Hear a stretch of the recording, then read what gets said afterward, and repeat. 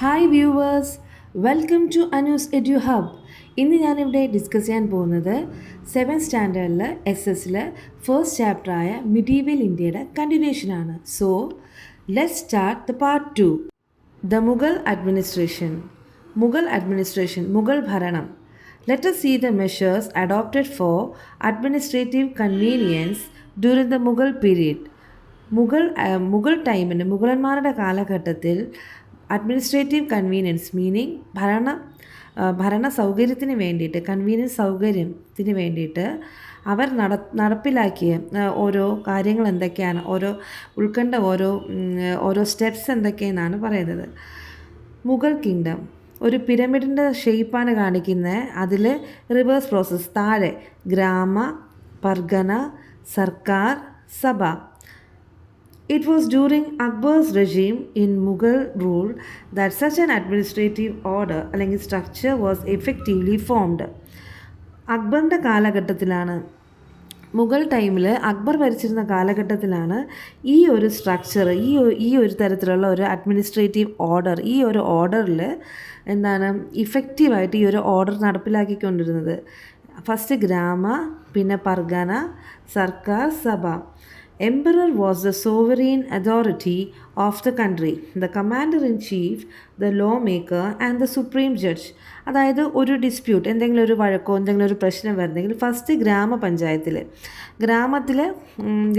ഗ്രാമ തലവനുണ്ടാവുമല്ലോ, അവരുടെ അടുത്ത് ന്യായ വിസ്താരത്തിന് നിൽക്കും.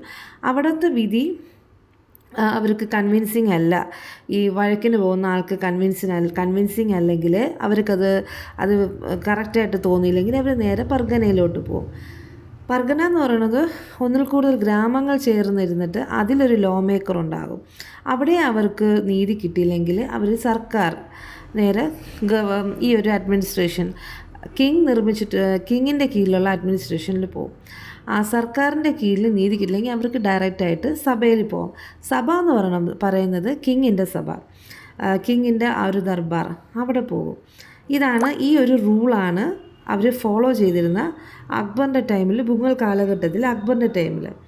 അതിൽ എംപററിനാണ് സോവറെയിൻ അതോറിറ്റി എന്ന് വെച്ചാൽ എംപററിനാണ് പരമാധികാരം.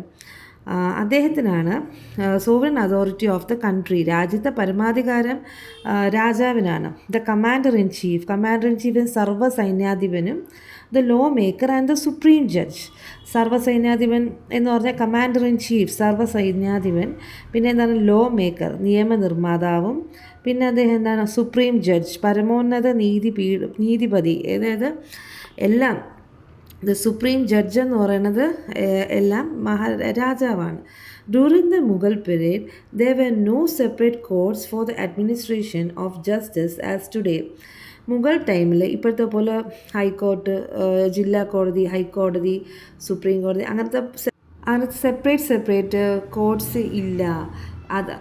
അതിന് പകരം ലോക്കൽ റിലീജിയസ് സ്കോളേഴ്സ് കാസി ഇൻവെസ്റ്റിഗേറ്റഡ് ആൻഡ് അഡ്ജുഡിക്കേറ്റഡ് ഡിസ്പ്യൂട്ട്സ്. അതിന് പകരം കാസി മീൻസ് റിലീജിയസ് സ്കോളേഴ്സ്, മതപണ്ഡിതന്മാർ ഇൻവെസ്റ്റിഗേറ്റ് ചെയ്തിട്ട് അവർ അതിനെ പരിശോധിച്ചിട്ട് പിന്നെ അഡ്ജുഡിക്കേറ്റഡ് മീൻസ് വിധിച്ചു എന്നിട്ട് അവർ ന്യായം വിധിച്ച് അങ്ങനെയാണ് ഒരു വഴക്കിന് ഒരു ഡിസ്പ്യൂട്ട് എന്ന് വെച്ചാൽ ഒരു വഴക്ക്, ഒരു പ്രശ്നത്തിനെ അവർ സോൾവ് ചെയ്തിരുന്ന ആ രീതിയിലാണ്. Those who were dissatisfied with this decision had the opportunity to complain directly to the emperor. ഈ ഒരു ന്യായവിധിയിൽ ഡിസാറ്റിസ്ഫൈഡ് ആയിട്ടുള്ള ആൾക്കാർ, അവർക്ക് തൃപ്തരല്ലാത്ത ആൾക്കാർ ഇവരെങ്ങനെയാണ്, അവർ നേരെ എംപററിൻ്റെ അടുത്ത്, ഈ ഒരു സമയത്ത് എംപററിൻ്റെ അടുത്ത് അവർ പോയി അവരുടെ കംപ്ലയിൻറ്റ് രജിസ്റ്റർ ചെയ്യും. Ministers and heads of departments were appointed to advise the king on administrative matters. അപ്പം ഈ ഒരു സമയത്ത് മിനിസ്റ്റേഴ്സ്, ഡിപ്പാർട്ട്മെൻറ്റ് ഹെഡൊക്കെയാണ് ഒരു ഡിപ്പാർട്ട്മെൻറ്റ് ഹെഡ് വകുപ്പ് തല മേധാവി അല്ലേ. അപ്പം മിനിസ്റ്റേഴ്സും ഈ ഹെഡ് ഓഫ് ദ ഡിപ്പാർട്ട്മെൻറ്റ്സും ഒക്കെയാണ് ഈ രാജാവിനെ കാര്യങ്ങൾ അറിയിച്ച് ഇതിനെക്കുറിച്ച് അവർക്ക് ആ ഒരു നിയമത്തിന് വേണ്ടിയിട്ടുള്ള അഡ്വൈസസൊക്കെ, അവർക്ക് ഈ ഒരു കാര്യത്തിന് വേണ്ടിയുള്ള അഡ്വൈസസൊക്കെ രാജാവിന് ഉപദേശിച്ചു കൊടുക്കുന്നത് ഹെഡ് ഓഫ് ദ ഡിപ്പാർട്ട്മെൻറ്റ്സും മിനിസ്റ്റേഴ്സുമാണ്. Next page. Socio economic status. അതിനു മുമ്പേ ആ ഒരു പിക്ചർ കണ്ടില്ലേ? Emperor Akbar hearing the grievances of the people in the Diwani Khas. കണ്ടില്ലേ? അത് നമ്മൾ നേരത്തെ പറഞ്ഞ പോലെ ആ രാജസദസ്സാണ് ഈ ഒരു ദർബാറിൽ ആൾക്കാരുടെ ഗ്രീവൻസസ്, അവരുടെ സങ്കടങ്ങൾ കേൾക്കുന്ന അക്ബർ ചക്രവർത്തിയുടെ ഒരു പിക്ചറാണ് ഈ കാണിച്ചിരിക്കുന്നത്. Socio economic status. Socio economic status എന്ന് വെച്ചാൽ സാമൂഹിക സാമ്പത്തിക നില. സാമൂഹിക മീൻസ് ആൾക്കാരുടെ അല്ലേ, ആ നാട്ടിലെ ജനങ്ങളുടെ സാമ്പത്തിക നിലയെ കുറിച്ചിട്ടാണ് അടുത്ത് പറയാൻ പോകുന്നത്. European travellers and traders who visited India at that time recorded about the society during the Mughal rule.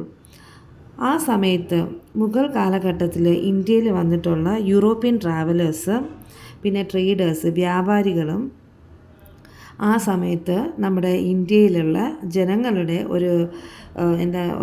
ഒരു സോഷ്യൽ എക്കണോമിക് സ്റ്റേറ്റസിനെ കുറിച്ച് പറഞ്ഞായിരുന്നു. Feudal society system existed at that time. ആ സമയത്ത് ഒരു ഫ്യൂഡൽ സോഷ്യൽ സിസ്റ്റം വെച്ചാൽ ഫ്യൂഡലിസം വെച്ചാൽ പ്രഭുക്കന്മാർ, പിന്നെ പ്രഭുക്കന്മാർ, പിന്നെ സാധാരണ ജനങ്ങൾ, ആ ഒരു സിസ്റ്റം അവിടെ നിലനിന്നിരുന്നു ആ ഒരു കാലഘട്ടത്തിൽ. Society was divided into different stratas. ഈ സമൂഹത്തിനെ രണ്ട് പാളികളായിട്ടായിരുന്നു ഡിവൈഡ് ചെയ്തിരുന്നത്. ഒന്ന് ഫ്യൂഡൽസ്, ഒന്ന് socials. Next page. The common man was at the bottom of society with the king at the top. Common man, ഒരു സാധാരണക്കാരൻ സമൂഹത്തിലെ ഏറ്റവും ബേസ് ഒരു താഴെ തലത്തിലും, കിങ് അറ്റ് ദ ടോപ്പ്, കിങ്ങാണ് ഏറ്റവും top most. Standard of living of the people depended on wages and income. Standard of living means ജീവിത നിലവാരം.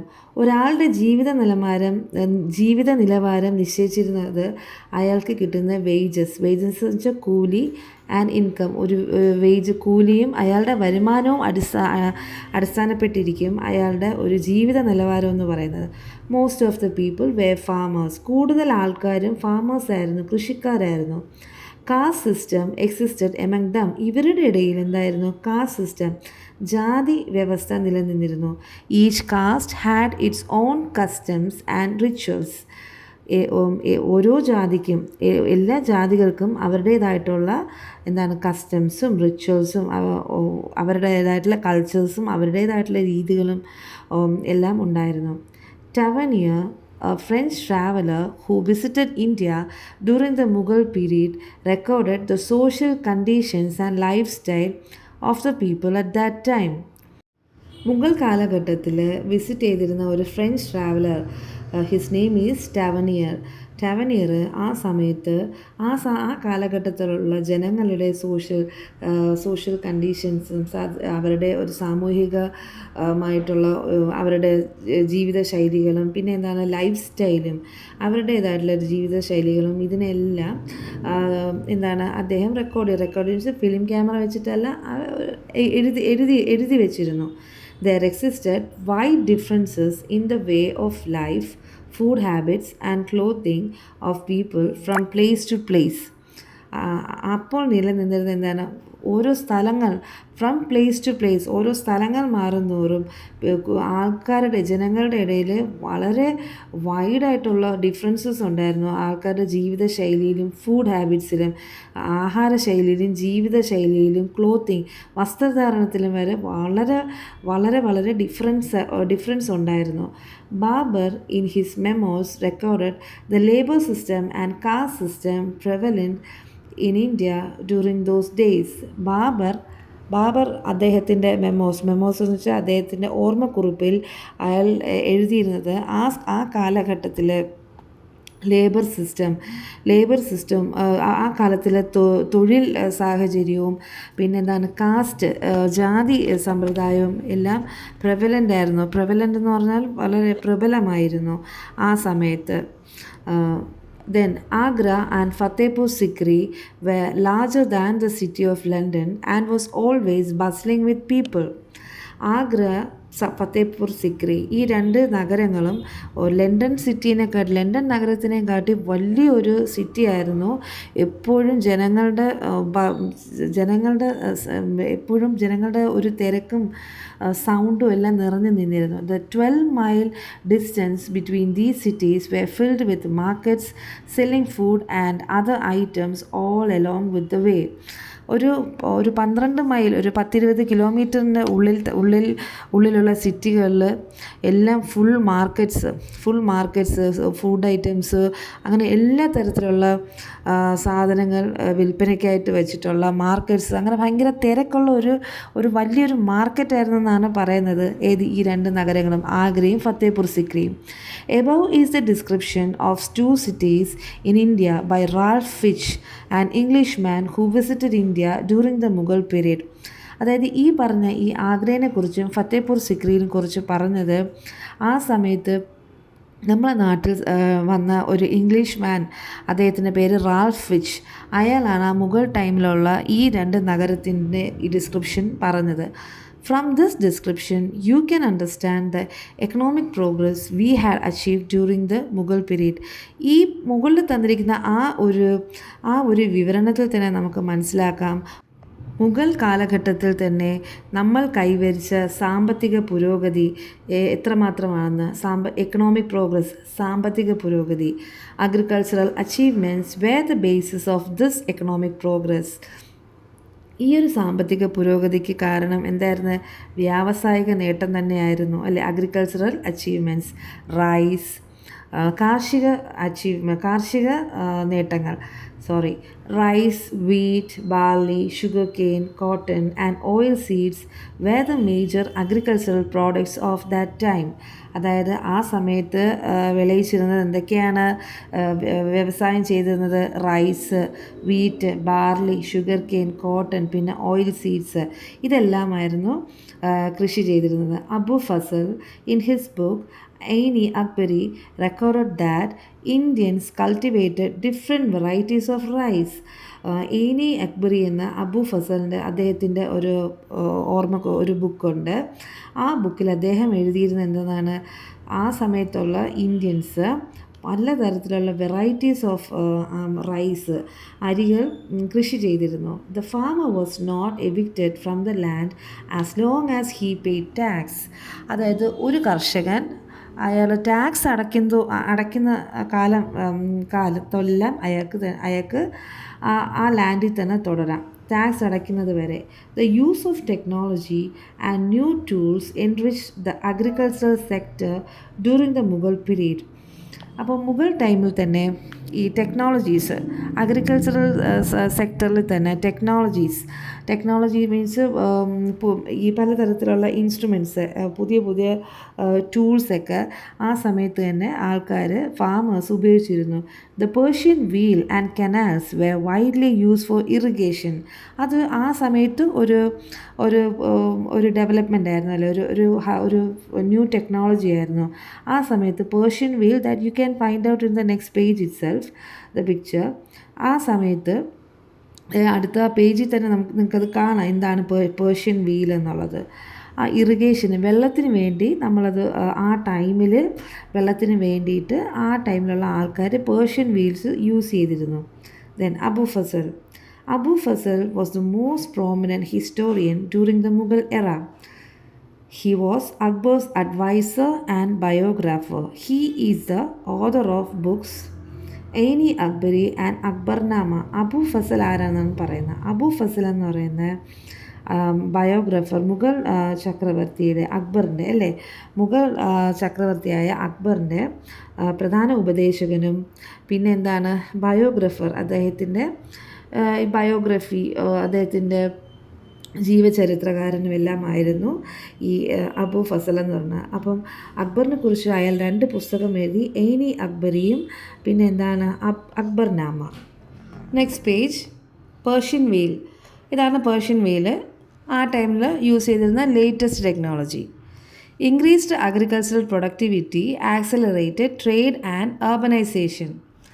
അഗ്രികൾച്ചറൽ പ്രൊഡക്ടിവിറ്റി, കാർഷിക ഉൽപ്പന്നത്തിൻ്റെ അതിൻ്റെ പ്രൊഡക്ഷൻ എന്താണ്, അത് ഇൻക്രീസ് ചെയ്തപ്പോൾ അതിൻ്റെ ഒരു പ്രൊഡക്ഷൻ കൂടിയപ്പോഴത്തേക്ക് അത് ഒരു ട്രേഡിൻ്റെയും അർബനൈസേഷൻ, ട്രേഡ് മീൻസ് വാണിജ്യം, ഒരു ചരക്ക് മാർക്കറ്റിൻ്റെയും പിന്നെ ഒരു സിറ്റി അർബനൈസേഷൻസ് നഗരവൽക്കരണീയം ഇതെല്ലാം കൂടി അത് ആക്സിലറേറ്റ് ചെയ്ത് അത് കുറച്ചുകൂടെ സ്പീഡപ്പായി ഈ അഗ്രികൾച്ചറിൻ്റെ പ്രൊഡക്ടിവിറ്റി കൂടിയപ്പോൾ. Gujarat was the gateway of foreign goods. ഗുജറാത്താണ് ഈ ഫോറിൻ ഗുഡ്സ്, ഈ ഫോറിൻ ചരക്കുകൾ കിട്ടുന്ന അതിൻ്റെ മെയിൻ ഒരു കവാടം എന്ന് പറയുന്നത്. അവിടെയാണ് കൂടുതൽ ഫോറിൻ പ്രോഡക്ട്സ് കിട്ടുന്നത്. The main export items were textiles, muslin, sugar and rice. മെയിനായിട്ട് അവിടെ കിട്ടുന്നത്, എക്സ്പോർട്ട് ചെയ്ത് കിട്ടുന്ന ഐറ്റം എന്ന് പറയുന്നത് ടെക്സ്റ്റൈൽസ്, മസ്ലിൻ, ഇതൊക്കെ ഫാബ്രിക്സ് ആണ്, തുണികളാണ്. പിന്നെ ഷുഗറും റൈസും. Water transport made significant progress during this period. Water transport means വെള്ളത്തിലൂടെയുള്ള ചരക്ക് നീക്കം, മീൻസ് ബോട്ടായിരുന്നാലും ഫെറി ആയിരുന്നാലും ഷിപ്പായിരുന്നാലും ഈ ഒരു വാട്ടർ ട്രാൻസ്പോർട്ട് വളരെയധികം ഈ ട്രേഡിനെയും ഇതിനെല്ലാം കുറച്ചുകൂടെ പ്രോഗ്രസ് ചെയ്ത് കുറച്ചുകൂടെ വളർത്തി. The major cities of this period were Dhaka, Murshidabad, Surat, Lahore, Agra, etc. ആ സമയത്ത് മേജർ സിറ്റീസ് എന്ന് പറയുന്നത്, അതായത് ഇത്രയും ബിസിനസ്, ഇത്രയും മാർക്കറ്റ്സ്, ഇത്രയും വലിയ വലിയ ഗുഡ്സ്, ഫോറിൻ പ്രോഡക്ട്സ് ഇതെല്ലാം കിട്ടുന്ന ഒരു വലിയൊരു മാർക്കറ്റുള്ള മെയിൻ സിറ്റീസ് എന്ന് പറയുന്നത് ധാക്ക, മുർഷിദാബാദ്, സൂറത്ത്, ലാഹോർ, ആഗ്ര, അങ്ങനെ കുറേ ഉണ്ട്. Find out the countries in which these Mughal cities are located now. അപ്പോൾ ഈ പറഞ്ഞ ധാക്ക, മുർഷിദാബാദ്, ലാഹോർ, സൂറത്ത്, ആഗ്ര ഇവയെല്ലാം പുരാതന ഇന്ത്യയിൽ ഉണ്ടായിരുന്നതാണ്. ഇപ്പോൾ ഇവയെല്ലാം ഏതെല്ലാം കൺട്രിയിലാണ് എന്ന് കണ്ടുപിടിക്കാനാണ് പറയുന്നത്. ഫസ്റ്റ് മുഗൾ സിറ്റീസ്, പഴയകാല മുഗൾ സിറ്റീസിൽ ധാക്ക പ്രസൻറ്റ് കൺട്രി. ഇപ്പോൾ ധാക്ക എവിടെയാണ്? ബംഗ്ലാദേശിലാണ്. മുർഷിദാബാദ് ഇപ്പോൾ വന്നിട്ട് West Bengal. Lahore in Pakistan. Surat is in Gujarat. Agra is in UP, Uttar Pradesh. Next page, cultural integration. Cultural integration എന്ന് പറഞ്ഞാൽ സാംസ്കാരിക ഏകീകരണം. ഇൻ്റഗ്രേഷൻ മീൻസ് ഏകീകരണം, ഒരേപോലെ ആക്കലല്ലേ. Have you notice the picture? ഇവിടെ ഒരു പിക്ചർ കാണുന്നില്ലേ? അല്ല, എന്താണ് except from the book Razmnama. അതായത് ഇതൊരു നമ്മളത് കാണുമ്പോൾ തന്നെ അറിയാം, ഒരു ഹിന്ദു ഗോഡിൻ്റെ പിക്ചറും ഒരു അറബിക് ലാംഗ്വേജ് പോലെ. This is the front cover of the Mahabharata, translated into Persian during the Mughal era. Mughal കാലഘട്ടത്തിൽ മഹാഭാരതം പേർഷ്യൻ ലാംഗ്വേജിൽ ട്രാൻസ്ലേറ്റ് ചെയ്ത ആ ബുക്കിൻ്റെ ഫ്രണ്ട് കവറാണ് കാണിക്കുന്നത് ഈ പിക്ചറിലുള്ളത്. This is an example of the Mughals blending with Indian culture. അപ്പം ഇതാണ് ഇൻ്റഗ്രേഷൻ എന്ന് പറയുന്നത്. ഇന്ത്യൻ കൾച്ചറും അറബിക് കൾച്ചറും കൂടെ, മുഗൾ കൾച്ചറും തമ്മിൽ ബ്ലെൻഡ് ചെയ്യുക, ഇൻ്റഗ്രേറ്റ് ചെയ്യുക, ഏകീകരിക്കുക. Such blending of culture took place in many regions. Let us have a look at some examples of such cultural integration.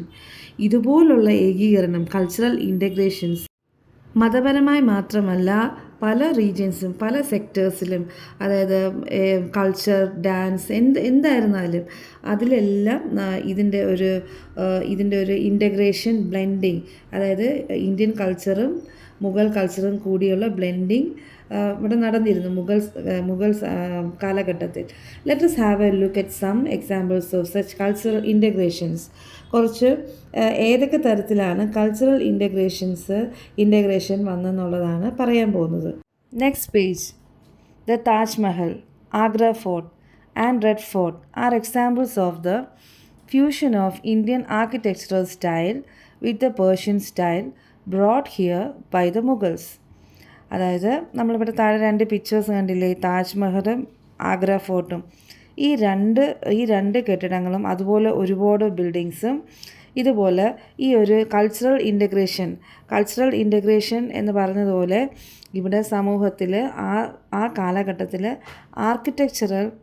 Architectural style വരെ ഇങ്ങനെ ഒരു ഇൻ്റഗ്രേഷൻ നടന്നു. അതിൻ്റെ ഒരു ഉദാഹരണമാണ് ഈ ഒരു താജ്മഹലും ആഗ്ര ഫോർട്ടും. ഈ ഒരു ഇന്ത്യൻ സ്റ്റൈലും പേർഷ്യൻ സ്റ്റൈലും കൂടെ ബ്ലെൻഡ് ചെയ്തിട്ടാണ് ഈ രണ്ട് ഫോർട്ട്സും ഈ രണ്ട് ബിൽഡിങ്സും ഉണ്ടാക്കിയിരിക്കുന്നത്. Then Urdu, a new language, was also formed by the fusion of Persian and Hindi languages during this period. ഈ കാലഘട്ടത്തിലാണ് ഈ ഒരു ഉറുദു എന്നുള്ള ലാംഗ്വേജ് ഉണ്ടായത്, രൂപം കൊണ്ടത്. എങ്ങനെ പേർഷ്യൻ ലാംഗ്വേജും ഹിന്ദിയും കൂടെ മിക്സ് ചെയ്തിട്ടാണ് ഉറുദു ലാംഗ്വേജ് ഉണ്ടായത്. Hindustani music also originated as A result of this synthesis. ഇതെല്ലാം നോർത്ത് സൈഡിലാണ്, നമ്മളെ സൗത്ത് സൈഡിലുള്ളതല്ല ഈ ഒരു ഹിന്ദുസ്ഥാനി മ്യൂസിക് എല്ലാം. അപ്പം ഇതെല്ലാം ഈ ഒരു ബ്ലെൻഡിങ്ങിൻ്റെ റിസൾട്ട്സാണ്. Then the Mughal era witnessed similar types of integration in all walks of life. Mughal കാലഘട്ടം എന്ന് പറയുന്നത് എല്ലാ തരത്തിലുള്ള ഇതുപോലത്തെ ഇൻ്റഗ്രേഷൻസ്, എല്ലാ തലങ്ങളിലും ഇതുപോലത്തെ ഇൻ്റഗ്രേഷൻസ്, ഈ കൾച്ചറൽ ബ്ലെൻഡിങ്സ്, ആർക്കിടെക്ചറൽ ബ്ലെൻഡിങ്സ്, അങ്ങനെ ഒരുപാട് ജീവിതത്തിലെ എല്ലാ വഴികളിലും എല്ലാ തുറകളിലും ഇതുപോലത്തെ ബ്ലെൻഡിങ്സ്, ഇൻ്റഗ്രേഷൻസ് ഉണ്ടായിട്ടുണ്ട്. Okay kids, please like, share and subscribe to my channel. And also hope you all understand the first part and the second part of this chapter. അതുപോലെ ഈ ചാപ്റ്ററിൻ്റെ കണ്ടിന്യൂഷൻ പാർട്ട് 3 ആയി വരുന്നതായിരിക്കും. Thank you.